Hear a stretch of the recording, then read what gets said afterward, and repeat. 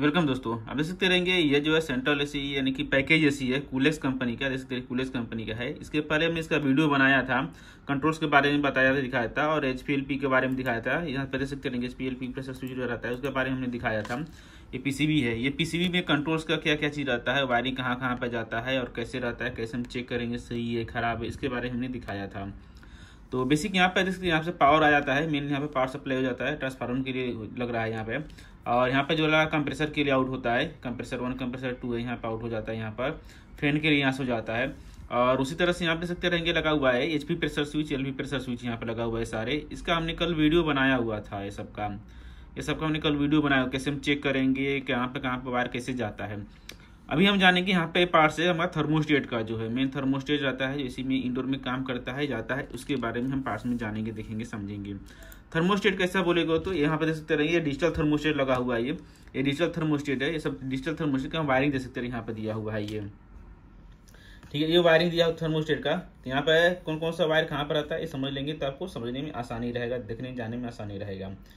Basic जो हमारा are जो पावर आ जाता है, आर और सी ज़्यादातर कॉमन रहता है। ये आर और सी जो रहता है कॉमन रहता है। ये 24 वोल्टेज के लिए पावर आता है। ये यहाँ पे देख सकते हैं, हमें चेक करना है। यहाँ पे आर जो रहता है फेस, एग्जांपल आप समझ सकते रहेंगे, आर जो रहता है फेस हो गया है और यहाँ पर सी जो दिया हुआ है ये कॉमन हो गया है, दिया ना, कॉमन वायर दिया हुआ है और ये 24 वोल्टेज पावर दिया हुआ है यहाँ पे आर, ठीक है, यहाँ पे कॉमन दिया हुआ है, ठीक है। तो ये बेसिक हमारे ज़्यादातर आपको ये वायरिंग आपको देखने की मिलेगी, इंपॉर्टेंट हमारा कॉमन के लिए रहता है।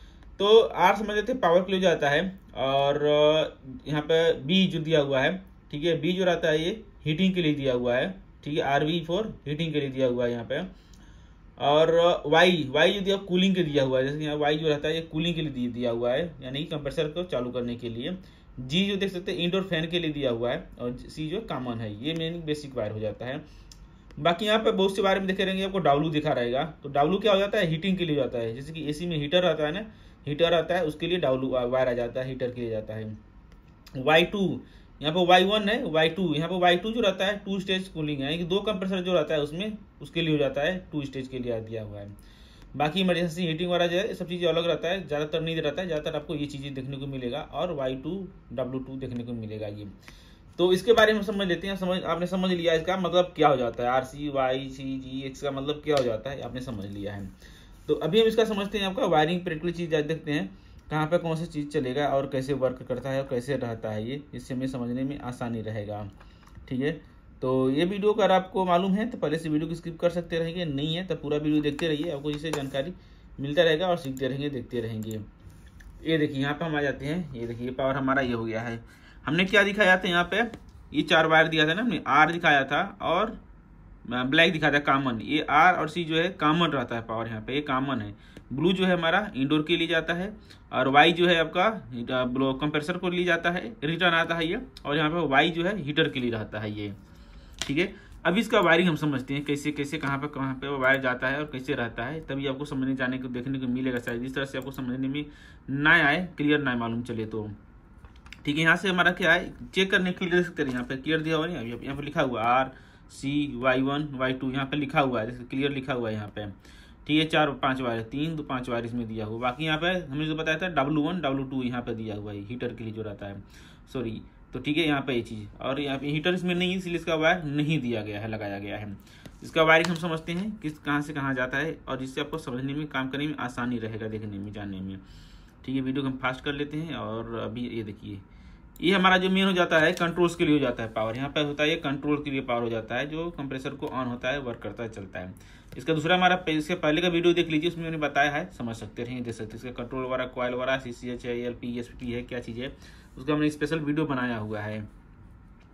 तो अभी हम देखते हैं इसके आपका थर्मोस्टेट जो रहता है पावर, उसका हम समझेंगे, जिससे आपको टाइम वेस्ट ना हो और क्लियरली जो आपका वायरिंग कनेक्शन है वो समझ में आए, देखने को मिले।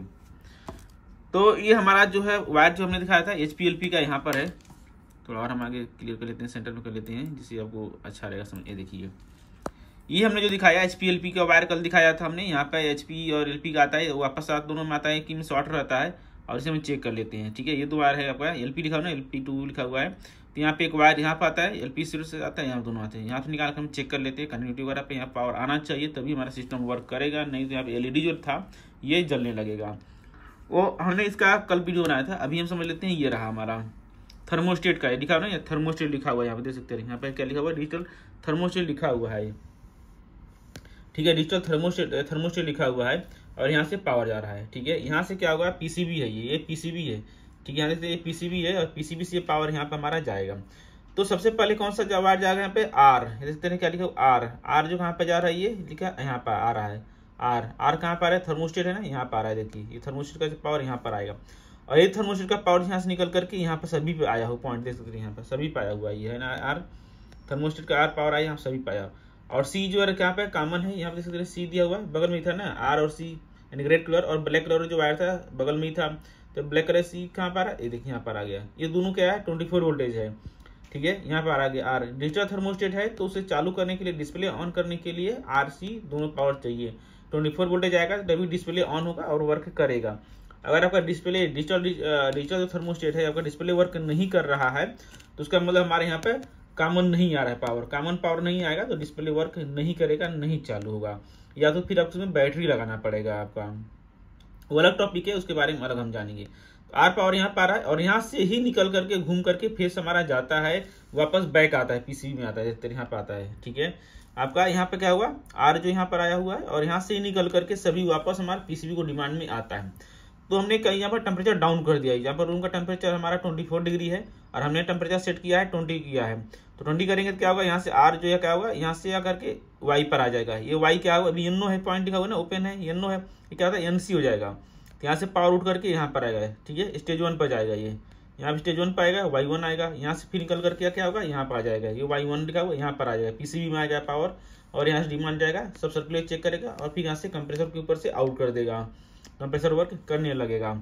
जी जो लगा हुआ है यहाँ से देख करेंगे, जी क्या था, ब्लोअर के लिए रहता है, ठीक है, जी पर रहता है ब्लोअर के लिए रहता है, तो जी यहाँ पे आ जाएगा, ठीक है, यहाँ पर डिमांड आ जाएगा, यहाँ से ही निकल करके यहाँ को आएगा, ब्लोअर के लिए आएगा, दूसरा किधर नहीं जाएगा वापस, ये सिर्फ यहाँ थर्मोस्टेट जो रहता है, थर्मोस्टेट में आर पावर इन होता है, वही पावर यहाँ से रिटर्न होता है, रिटर्न होकर पीसीबी में जाता है, ठीक है। हमें चेक करने के लिए हमारा जो पीसीबी से मतलब थर्मोस्टेट ऑन नहीं हो रहा, तो हम क्या चेक करेंगे, यहाँ से आरसी चेक करेंगे, वोल्टेज यहाँ पे चेक करेंगे, 24 वोल्टेज शो करना चाहिए, 24 वोल्टेज शो कर रहा है जिसका मतलब हमारा वोल्टेज यहाँ पर आ रहा है, थर्मोस्टेट ऑन होना चाहिए, नहीं ऑन हो रहा है इसका मतलब थर्मोस्टेट खराब है।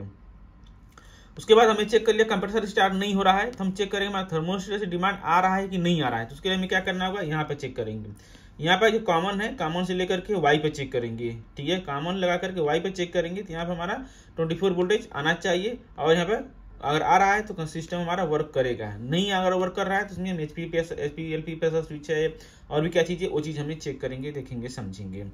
ब्लोअर हमारा नहीं चल रहा है, इंडोर में अगर ब्लोअर नहीं चल रहा है तभी भी हम क्या करेंगे, यहाँ से हमारा कॉमन और जी, ठीक है, कॉमन और जी है, ये दोनों हमें पावर चेक करना है, यहाँ पे हमारा 24 वोल्टेज आना चाहिए, शो कर रहा है, इसका मतलब थर्मोस्टेट हमारा सही है, थर्मोस्टेट सही है, थर्मोस्टेट से पावर आ रहा है और हमारे सिस्टम में नहीं वर्क कर रहा है तो टाइम आगे हम ब्लोअर मोटर कॉन्ट्रैक्टर ओवरलोड है उसे हम चेक करेंगे। बट यहाँ पे अगर यहाँ से ही पावर नहीं जा रहा है तो हम यहाँ पे चेक करेंगे, मान लीजिए यहाँ पे पावर आउट कर रहा है और यहाँ पे नहीं शो कर रहा है, तो इसका मतलब यहाँ कनेक्टर लगा हुआ है, यहाँ पे खराब होगा, वायर लूज है, कनेक्टर शॉर्ट है, यहाँ पे खराब हो सकता है, ये सब चीज़ें रहेगा। तो बेसिक यहाँ से थर्मोस्टेट का वायरिंग कुछ इस तरह से रहता है, ठीक है। थर्मोस्टेट जो रहता है कई मॉडल हो सकते रहेंगे, थर्मोस्टेट जो रहता है कई मॉडल हो सकते रहेंगे, आपको दिखाते हैं, देखिए थर्मोस्टेट डिजिटल थर्मोस्टेट है या फिर मैनुअल आता है, राउंड वाला गोल वाला जाता है, देखिए यहाँ पे लगा हुआ है ये थर्मोस्टेट है, ये डिजिटल थर्मोस्टेट ये वर्क कर जाएगा। ये डिजिटल थर्मोस्टेट जो है इसे ऑन करने के लिए, ठीक है, इसे ऑन करने के लिए 24 वोल्टेज पावर चाहिए, ठीक है, 24 वोल्टेज पावर आएगा तो डिस्प्ले और वर्क करेगा, नहीं तो नहीं करेगा। अगर कॉमन इसमें नहीं आ रहा है तो हम एक्स्ट्रा बैटरी लगाकर इसे हम चालू कर सकते रहेंगे इसे। और भी चीज़ें हैं इसके बारे में डिटेल्स में जानने के लिए जुड़े रहें, चैनल सब्सक्राइब कर ले, और भी चीज़ें कैसे वर्क करते क्या रहता है वायरिंग डायग्राम जानने के लिए, देखने के लिए ये वीडियो फीडबैक दीजिए, कुछ जानकारी मिला या नहीं मिला, आगे क्या चीज़ के बारे में और जाना देखना चाहेंगे, सीखना चाहते हैं, कमेंट करके जरूर बताएं। तो आज आपका दिन शुभ हो, थैंक यू फॉर वॉचिंग।